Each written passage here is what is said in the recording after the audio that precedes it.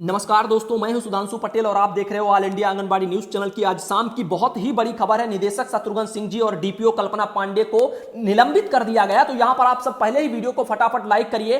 खबर बहुत ही बड़ी है। पोषाहार घोटाले की जांच भी हो गई है बहनों, जिसकी बहुत ही उम्मीद थी हम लोगों को और बहुत ही बार ऑल इंडिया ने आवाज भी उठाई कि अधिकारियों के द्वारा जो बड़े बड़े पोषाहार के घोटाले किए जा रहे हैं और जिसके लिए आंगनबाड़ी बेचारी बदनाम हो रही है और निचले स्तर पर जो आंगनबाड़ी को समस्या आ रही है, समस्या कुछ ऐसी कि मानक के अनुसार पोषाहार ना मिलना, आखिर इसकी वजह क्या है। आंगनबाड़ी को विभाग के अधिकारी बोल देते हैं कि ऊपर से इतना ही पोषाहार आ रहा है। मेरा सवाल रहता था कि ये बीच में पोषाहार आखिर कहां जा रहा है, तो अब उसका सवाल का जवाब भी मिल गया है। आप सब क्या देखना नहीं चाहेंगे? बिल्कुल देखना चाहेंगे तो वीडियो को लाइक करिए और फटाफट अपने चैनल को सब्सक्राइब करके बेल दबा करके जुड़ जरूर जाएं, ताकि आने वाले हर एक सच्ची खबर ऑल इंडिया आप लोगों तक पहुंचा सके। अभी आप लोगों को बता दें, हम बढ़ते हैं आगे खबरों की तरफ। सबसे पहले निदेशक की जगह अब नए जो आपके निदेशक बने हैं वो सारिका मोहन जी बने हैं। तो सारिका मोहन जी नए निदेशक बने हैं। और वहीं पर आप लोगों को एक और बड़ी खबर बता दें कि पंजीरी सिंडिकेट की जो प्रमुख कड़ी रही है डीपीओ कल्पना पांडे इस जांच में, तो डीपीओ कल्पना पांडे ही मेन वो करता धरता है जिनके ऊपर तमाम जो है बातें कही जा रही हैं। और ऐसे में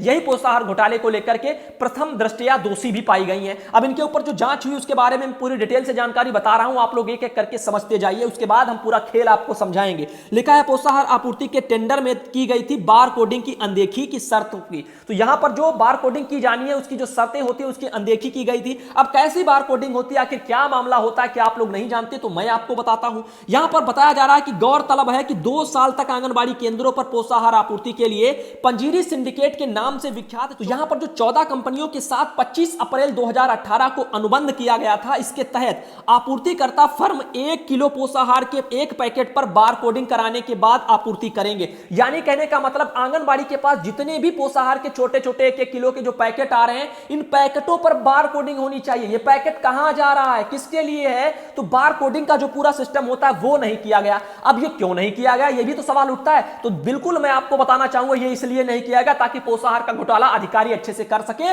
और आंगनबाड़ी के पास वो ये बता सके कि ऊपर से आ नहीं रहा है। और क्योंकि ऊपर से यदि आएगा बार कोडिंग करके और वो मार्केट में कहीं बेच दिया गया, कहीं दूसरी जगह अधिकारियों ने सप्लाई कर दी, तो यदि वहां पर जांच हो गई, पकड़ा गया पोषाहार, तो यहां पर पूरा खेल खुल जाएगा। तो और पोषाहार की जो गुणवत्ता है उसको भी छुपाने के लिए बार कोडिंग वगैरह नहीं डाली गई। ये तमाम आरोप हैं, आप लोगों को आगे बताना चाहेंगे। इसी तरह 20 पैकेट को एक अलग पैकेट में पैक किया जाएगा और इस पर एक कोड अंकित करना होता है। अब जो बोरी होती है, बोरी पर एक कोड पड़ा होता है। बार कोडिंग पूरा पढ़ करके आता है पैकेट से लगा करके बोरी तक। तो एक पूरी जो बोरी होती है जिसमें 20 पैकेट आते हैं, उस बोरी पर भी जो है बार कोडिंग होती है, यानी कि कोड पड़ा होता है। लिखा है जो है प्रावधान किया गया था वह आपूर्ति श्रृंखला प्रबंधन व निगरानी के लिए स्मार्ट जो है इन्वेंट्री मैनेजमेंट सिस्टम लागू करेगी। मगर पंजीरी सिंडिकेट के दबाव में निदेशालय ने कोई कार्रवाई नहीं की और 2 साल तक बिना बार कोडिंग के ही पोषाहार लिया जा रहा था।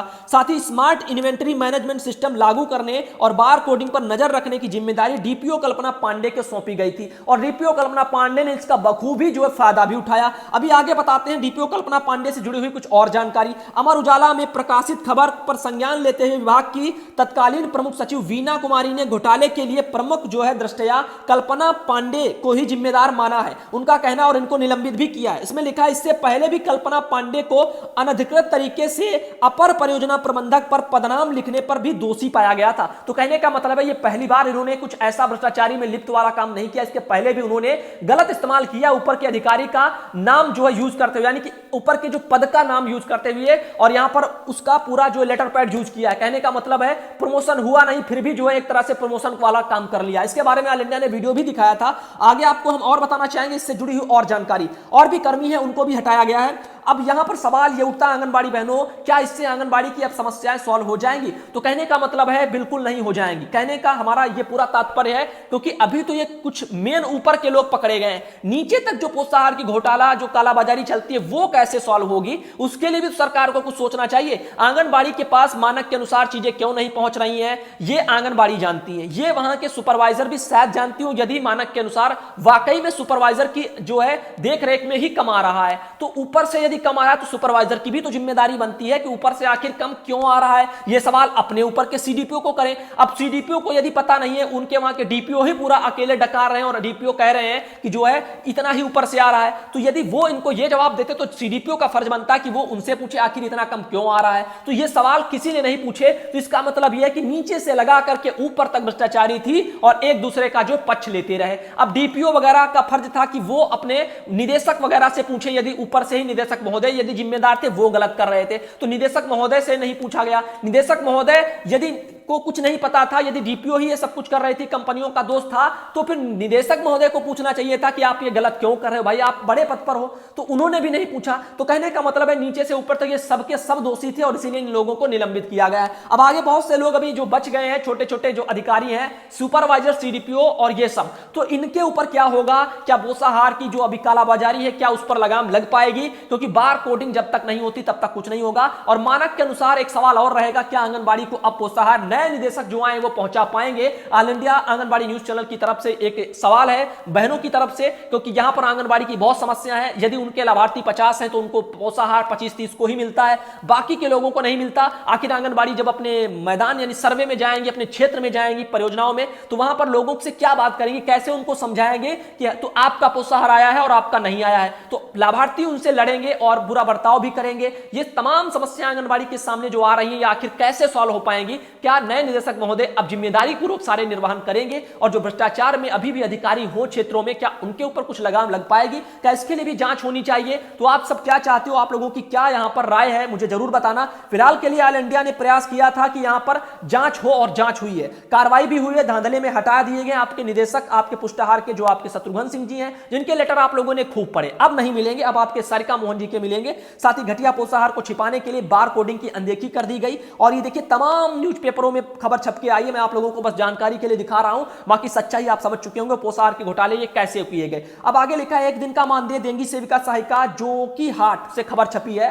कोरोना महामारी से निपटने के लिए प्रखंड क्षेत्र की आंगनबाड़ी सेविका सहायिका ने एक दिन का मानदेय मुख्यमंत्री राहत कोष में देने का निर्णय लिया है। इसके लिए प्रखंड अध्यक्ष जहां आरा व सचिव राधा देवी, यूनियन की बहनें होंगी, सीडीपीओ को जो है इन्होंने आवेदन दिया है और कहा है, आवेदन में सीडीपीओ से आग्रह किया है कि मार्च माह में मिलने वाले मानदेय में से एक दिन का मानदेय की राशि वगैरह काट दी जाए, मुख्यमंत्री राहत कोष में जमा कर दी जाए। सेविका व सहायिका इस जो है पहल से लोगों में सराहना जो है उनकी सराहना हो रही है। अब बात यह नहीं है कि बहुत अच्छी बात है, कम से कम बहन ने मदद की, ये खुशी की बात है। बहुत से कम लोग होते हैं जो मदद के लिए आगे आते हैं, लेकिन यहां पर समझने की बात एक ये है, जब बाल विकास पुष्टाहार विभाग में इतनी भ्रष्टाचारी भरी है, आप सब देख रहे हो, तो हम सब कैसे भरोसा कर लें कि ये आंगनबाड़ी के खातों से भी जो पैसा काटा जा रहा होगा वो माननीय मुख्यमंत्री महोदय तक पहुंच जाएगा या राहत कोष में जाएगा और वो जनता के काम आएगा, या माननीय मुख्यमंत्री महोदय उसको किसी अच्छे काम में लगा पाएंगे? ये सब कुछ अपने आप में सवाल है। हमारी आप लोगों से एक और सवाल है, आप लोग कहीं जवाब देना। जब सरकार ने राहत कोष वगैरह का एक नंबर जारी किया है, चाहे आपके केंद्र सरकार हो या राज्य सरकारें हो, तो आप उस पर पैसा क्यों नहीं भेज सकते? आप अपने अकाउंट से पैसा कटवाने के लिए क्यों कहते हो? आंगनबाड़ी नहीं कहती, लेकिन आंगनबाड़ी के यूनियन वाले आखिर क्यों आगे उछल उछल करके कहते हैं कि एक महीने का या एक दिन का पैसा काट लो? इनको क्या फिक्र है? कहीं ऐसा तो नहीं कि यहाँ के यूनियन के यही लोग मिलकर के जो है सीडीपीओ से अपनी जो है अपनी जेब भर रहे हो? क्योंकि सवाल बहुत उठते हैं। बाकी जिसको देने का मन होगा वो खुद ही जो है, जब अकाउंट जारी है, नंबर जारी है, तो लोग दे देंगे। ये पैसा जबरन काट लो, इससे बहुत सी आंगनबाड़ी जो नहीं देना चाह रही या उनकी आर्थिक स्थिति खराब होगी, उनको भी परेशानियां होंगी। तो ऐसे में जो देना चाहता है वो अपने खुद मर्जी से माननीय मुख्यमंत्री महोदय को खुद ही दे सकता है, उनके अकाउंट में जा सकता है। तो ऐसे में ये ठीक नहीं रहेगा कि संदेशों से खेती करवाई जाए और पैसा उनको कह दो काट लो, और वो आंगनबाड़ी का एक दिन के बजाय पता 4 दिन का काट ले, एक दिन का माननीय मुख्यमंत्री को भेजें और 4 दिन का जो है आंगनबाड़ी का जो काट करके अपनी जेब में रखें। तो ये सब चीजें गलत है। आप लोग खुद समझदार हो, यूनियन के पद पर हो, आंगनबाड़ी की समस्याओं को यदि आप कम नहीं करा सकते तो कम से कम बढ़ाने का काम मत करो।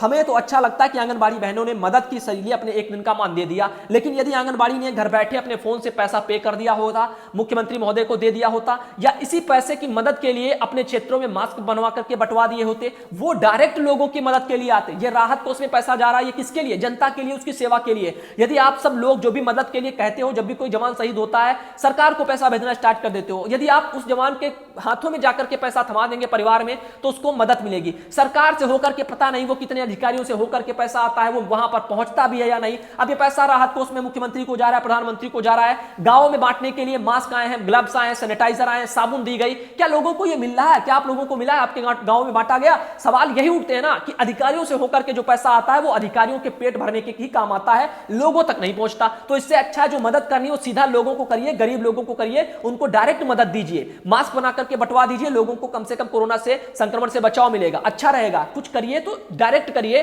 संदेशों से खेती करना आप लोग बंद करिए। आगे आप लोगों को मिलेंगे हम अगले वीडियो में जल्दी अगली बड़ी खबरों के साथ। दोस्तों वीडियो को लाइक कर दीजिए और शेयर कर दीजिए, साथ ही साथ ऐसे सब्सक्राइब बटन बनी होती है, उस सब्सक्राइब बटन पर क्लिक करना, ऐसे बेल बन करके आएगी, बेल को अपने दबाना, उस पर ऑल लिखा होगा, ऑल पर बेल कर लीजिए और ऑल इंडिया से आप जुड़ जाएंगे, बहुत ही जरूरी है। फिर बढ़ते हैं हम अपनी खबरों की तरफ।